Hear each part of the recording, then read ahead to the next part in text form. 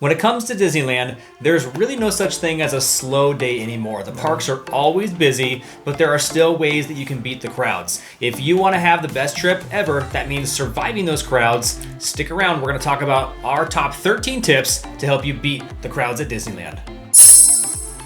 And stick around at the end of this video, find out how you can be the winner of this month's giveaway, plus some extra surprises. Hello everybody, welcome to RTD Adventures. My name is Brian. I'm Jacob. And we are talking about some of the best tips for crowd control in Disneyland. Yeah. A slow day in Disney is a busy day anywhere else. And if you're not prepared for that, you can absolutely lose your mind. So here's our top 13 tips for surviving those crowds. Tip number 1, avoid holidays and major school breaks. Now, around these times, you're going to see the biggest crowds. These are when families are coming. Obviously, the kids are out of school. Aunts, uncles, grandmas are going to be coming with the big group families. You're going to see families of 12 in line that are saving the spot for that other person. So just keep in mind, it's frustrating. You're still going to have a good time, but that is going to be a very packed time. People love to travel during the holidays and during school breaks. Sure. Here's the thing, when it comes to things like spring break, it's not the same for everybody all across the country. So what happens is you may think that, oh, the schools in my local area are off spring break, so I'm going to go the week after. Still might be busy. Use a crowd predictor calendar, such as the one on Undercover Tourist. You can actually select crowd levels and you can select dates on there. It's a really cool tool to check out to make sure that you're not going at the busiest time of the year.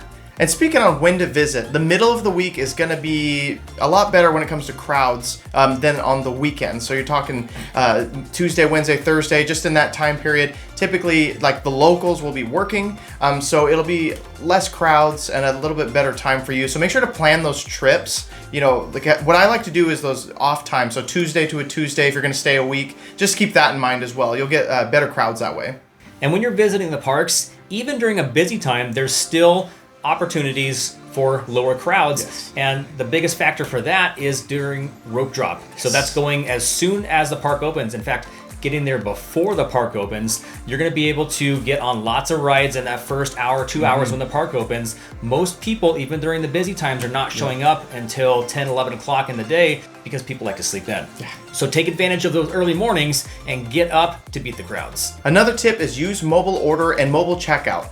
You're going to see huge lines, especially at these, quick service restaurants. You're going to see people just waiting in line, ready to make their order. Now, you may see a small line when it comes to the mobile checkout or mobile order, but it's going to be so much quicker. They usually have your food ready to go. In fact, you don't even need to be in the area. They'll send you a text saying, hey, your food's about to be ready, so make sure you head to this area. And when you're buying merchandise, the mobile checkout is amazing. I was a little skeptical about it when I first tried it because it kind of felt like stealing, even though you are showing them the receipt. You're kind of just scanning your own item, paying for it on the app, and just showing it to them, and they're like, okay, you're good to go. So these are some time savers and crowd savers, so make sure you jump on these, okay? Especially at the end of the night. If you are hitting those shops after fireworks, let's say, and a lot of people are hitting the shops on their way out, not many people are using mobile checkouts. So those lines for the checkouts are pretty long, and you can get right to the front of that mobile checkout line and just walk right out the door and beat that crowd. Something that may seem obvious, but a lot of people don't do,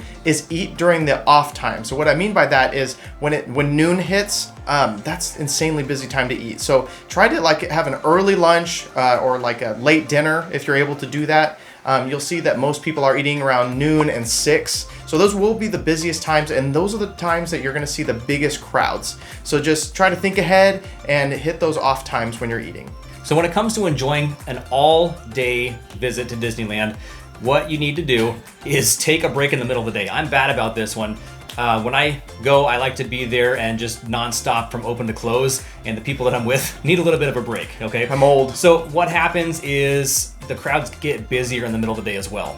Yeah. So when you're trying to beat those crowds, it's not a bad idea to even leave the park for a few hours. This makes a huge difference because when the parks are busiest, you're relaxing at the pool.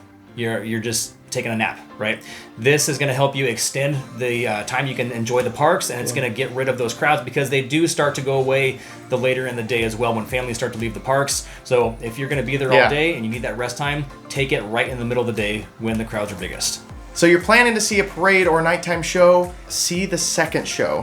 Families tend to clear out after that first show. You know, typically when you have kids and you have, or just a big group, it makes more sense to see the first show and then just, you know, head out. So see the second one. You're going to see less crowds, excuse me, at those shows. It'll be a little bit more of an enjoyable experience, especially after the show's over. When those crowds clear out, it'll be just a little less hassle to get through, because when that first crowd is clearing out, it's just kind of a hustle and bustle and really hard to get between those people, especially if you're trying to get from one side of the park to the other. So see the second show.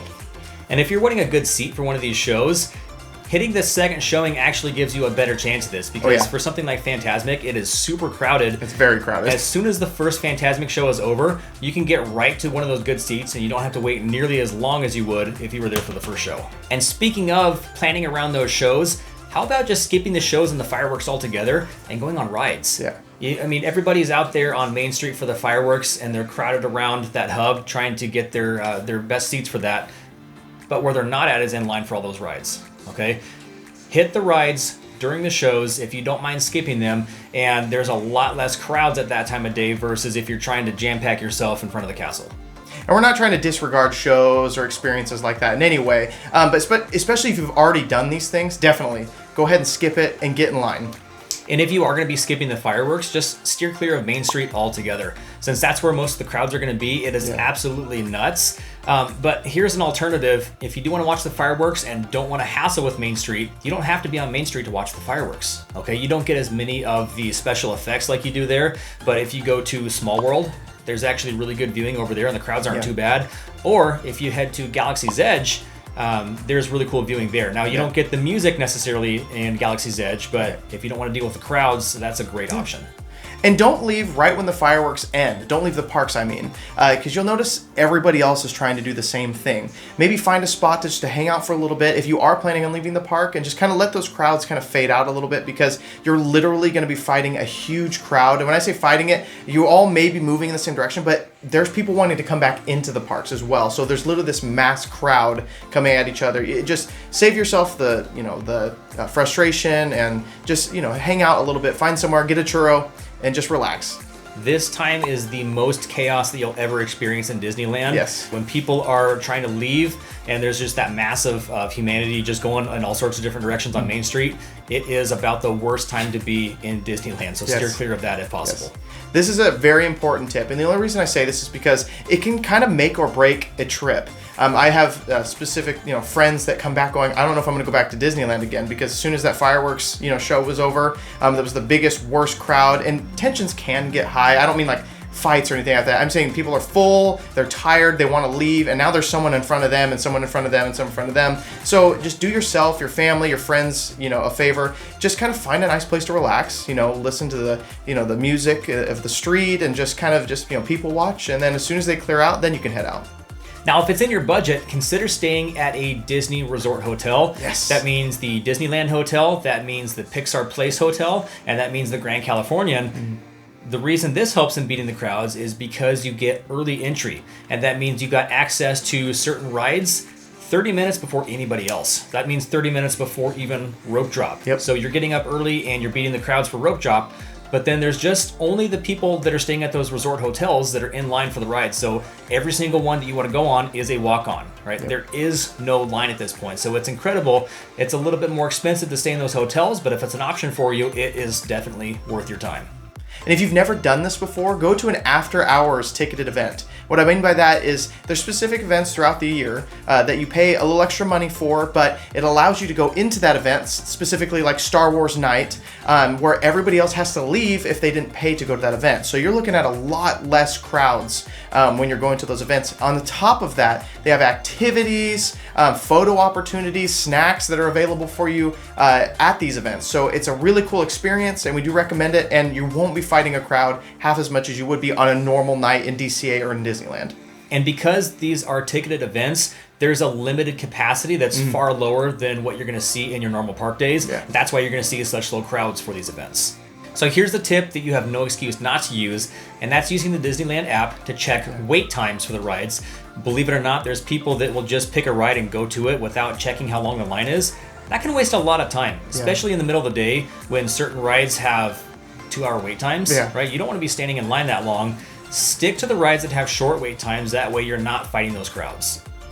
And if you really want to beat the crowds when it comes to the lines at Disneyland, the best thing to help with those lines is using Disney Genie Plus. All right, now, of course, it does cost a little bit more money, but if it's in the budget, it is so worth your time, at least if you know how to use it the right way. Because people do buy Genie Plus and they don't use it the right way, and you end up waiting in long lines anyways. Okay, so you have to be able to make the most out of your time. You got to know how to use the app the right way. So what we're going to do is we're going to put a link on screen to another video we did that talks about the simple version of how to use Genie Plus and how to get the most out of it. So if you're wanting that information, just click or tap the screen. We want to thank you guys for sticking around here.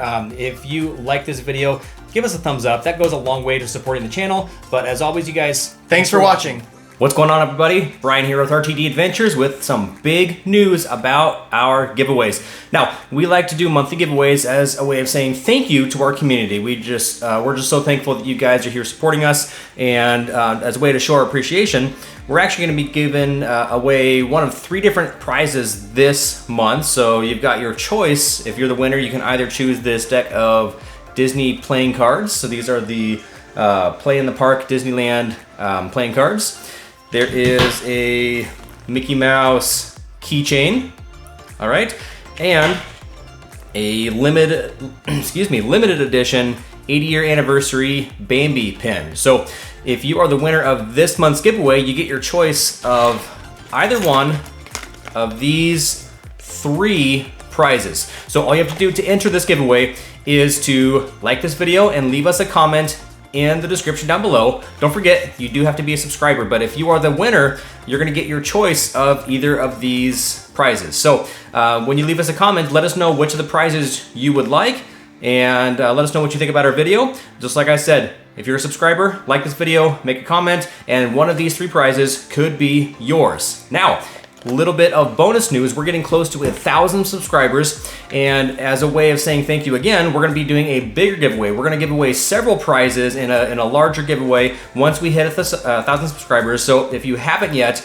hit that subscribe button so you're eligible for all future giveaways. Tell your friends about it. The sooner we get there, the sooner we've got a handful of bigger prizes we're going to be giving away to you.